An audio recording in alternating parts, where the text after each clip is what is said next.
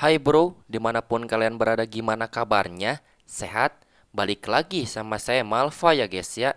Di video kali ini saya akan merangkum salah satu film yang berjudul Man dirilis tahun 2022 menceritakan, mohon maaf, seorang janda pergi liburan ke pedesaan untuk menenangkan pikiran. Namun sayangnya di sana dia selalu diganggu oleh hal-hal yang sangat aneh. Seperti apa kelanjutannya? Gak usah banyak cincong di awal. Siapkan diri kalian, pusatkan pikiran, jangan pernah berkedip. Selamat menonton dan cekidot.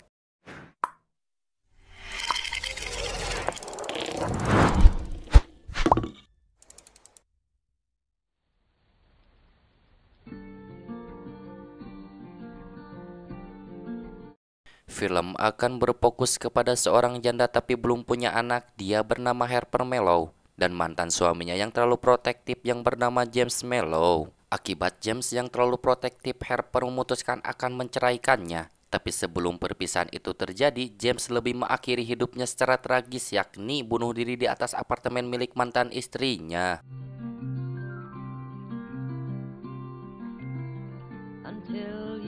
Singkat cerita, beberapa hari kemudian kini pikiran Harper selalu dihantui peristiwa mengenaskan itu. Dan untuk mencoba menghilangkannya, Harper akan pergi ke perkampungan selama 2 minggu.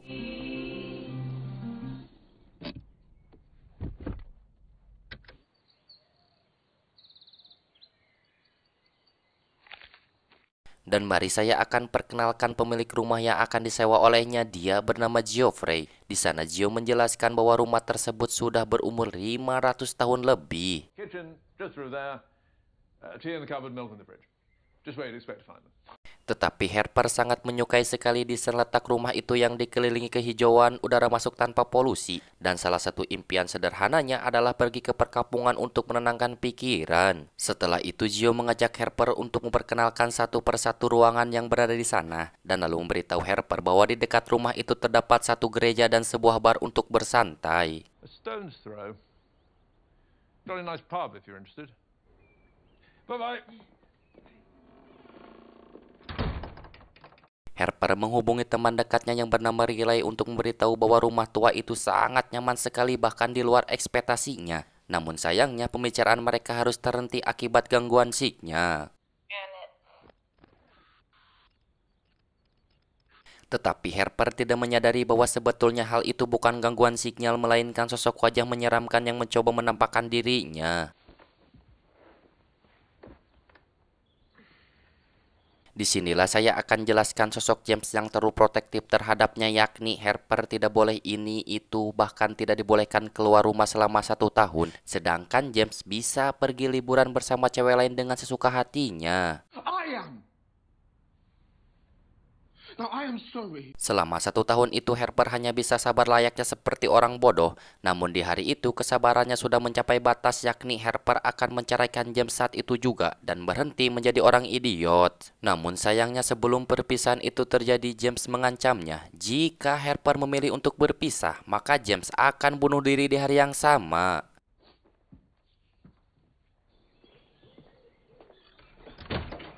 Untuk bisa terlepas dari pikiran negatif itu, Harper mencoba akan berkeliling menelusuri area hutan di sana. Dan sangat tidak kebetulan sekali di hari itu gerimis senja mulai turun, namun tidak masalah bagi dirinya.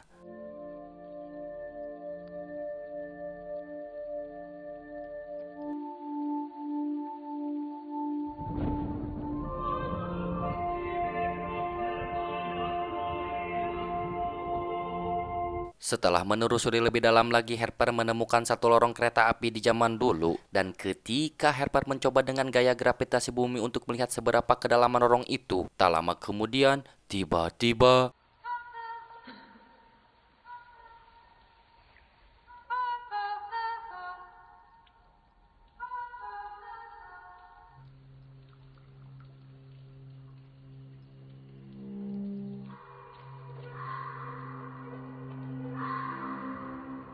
dan ya, seorang pria tanpa busana mengejar dirinya. Lalu di sana Harper menemukan beberapa rumah berusia ratusan tahun yang sudah terbengkalai. Lalu setelah itu Harper mencoba mengambil gambar rumah itu untuk dijadikan story sosial medianya. Dan alangkah terkejutnya Harper melihat pria tanpa busana tadi yang ternyata masih mengikutinya.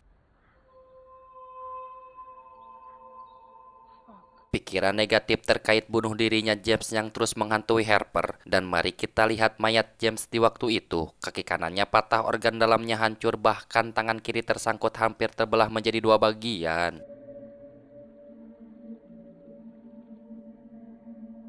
Singkat cerita, pagi pun tiba ketika Harper dihubungi oleh Riley untuk menunjukkan beberapa ruangan yang indah di rumah itu. Namun sayangnya tanpa dia sadari bahwa pria tanpa busana itu, kita sebut saja namanya Tarjo, sudah berada di lingkungan rumahnya.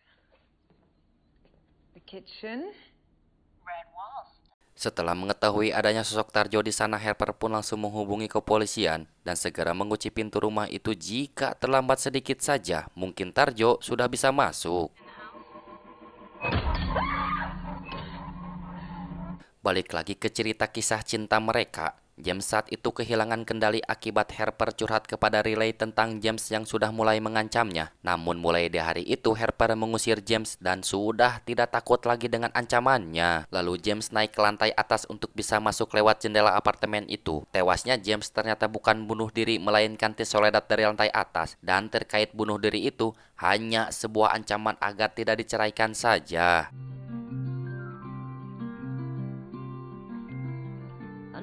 Balik lagi ke cerita Harper, kini Tarjo sudah ditangkap oleh dua orang polisi yang bernama Jimmy dan Sarah. Mereka telah mendapat kabar bahwa Tarjo ternyata, mohon maaf, memiliki gangguan mental atau disebut orang gila. Seems a bit confused, bit of a nut, you know.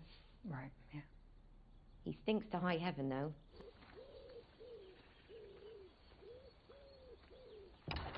Di dalam gereja, Harper melihat keanehan, yakni batu yang diukir wajah manusia penuh dengan ranting pohon yang tumbuh di wajahnya. Dan yang lebih parahnya lagi, satu ukiran seorang wanita tanpa busana yang sedang pegang itunya. Hehehehehe.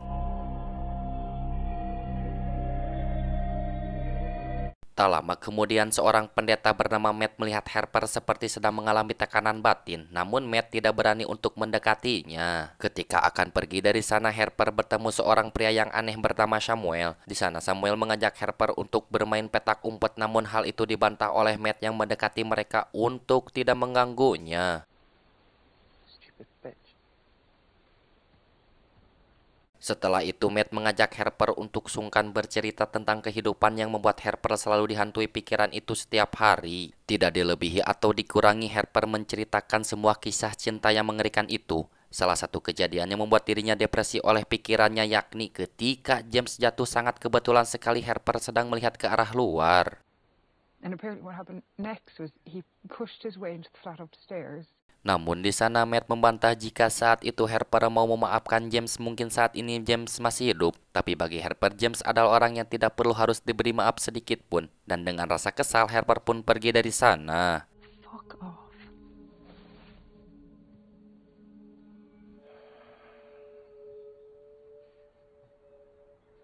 Tanpa sepengetahuan Harper, Tarjo sudah dibebaskan kembali karena polisi tidak bisa menahan orang yang keterbatasan mental. Di sana Tarjo merobek kulit wajahnya dan memasang satu daun, entah itu daun apa.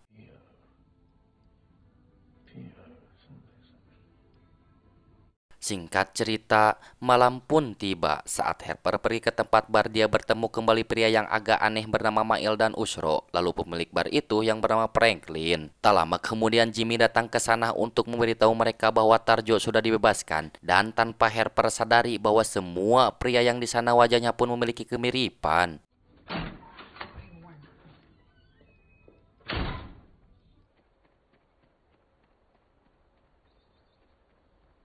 Sesampai di rumah, Harper langsung menghubungi Riley untuk menceritakan bahwa di sana banyak pria yang agak aneh. Sebagai seorang sahabat, tentu Riley pun akan menyusul ke sana demi menemaninya.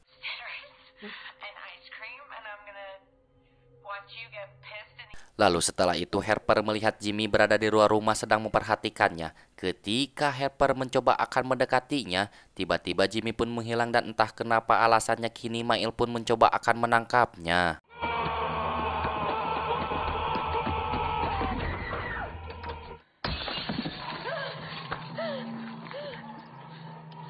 Tak lama kemudian Gio datang ke sana untuk menanyakan tentang keributan di rumah itu. Dan lalu di sana Gio menemukan satu burung gagak tua yang sudah menabrak kaca jendela rumahnya. Lalu Harper memberitahu Gio bahwa Jimmy dan Mail akan mencoba masuk ke rumahnya. Sebagai pemilik rumah tentu sudah kewajiban Gio untuk meriksa keadaan di sana. Dan tak lama kemudian tiba-tiba Sped up.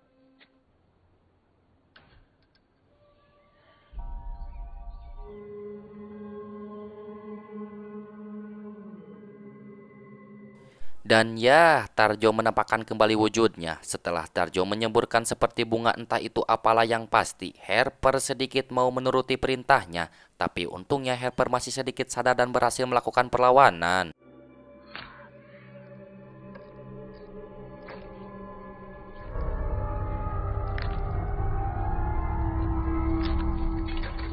Entah lewat mana Samuel sudah ada di dalam rumah dan bahkan dengan tangan kiri yang hampir terbelah dua seperti kejadian Tarjo tadi. Bukan halusinasi, bukan sihir, ternyata memang benar mereka semua adalah satu.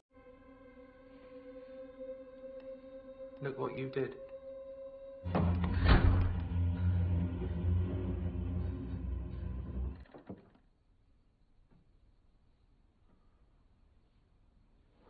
Di sana Matt berbicara bahwa dirinya harus memenangkan yang tak bisa dia menangkan, yakni Matt akan melakukan kedewasaan bersamanya. Dan di balik semua itu fakta sesungguhnya adalah mereka haus sekali akan hal kedewasaan itu. Dengan untungnya Harper berhasil menusuk Matt dan lalu pergi dari sana. Namun naasnya di tengah jalan akan pergi Harper tak sengaja menabrak Gio. Namun sayangnya Harper tidak mengetahui bahwa Gio adalah orang yang sama seperti mereka.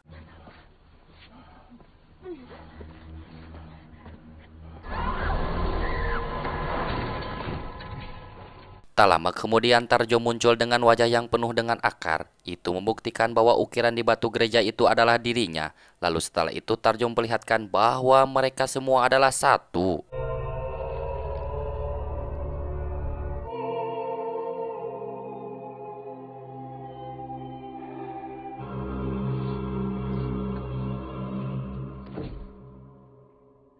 Dan yang anehnya lagi di akhir film Gio melahirkan sosok James. Apakah dia masih satu produk dengan mereka yang penuh haus akan hal kedewasaan itu? Entahlah, saya pun liar. What is it that you want from me? Tamat, pesannya kita bisa ambil dari film ini adalah stop being idiot, berhenti menjadi idiot. Bangkit, saya Malpa mewakili orang-orang yang selalu ditindas di seluruh dunia pamit undur diri. See you next video. Bye-bye.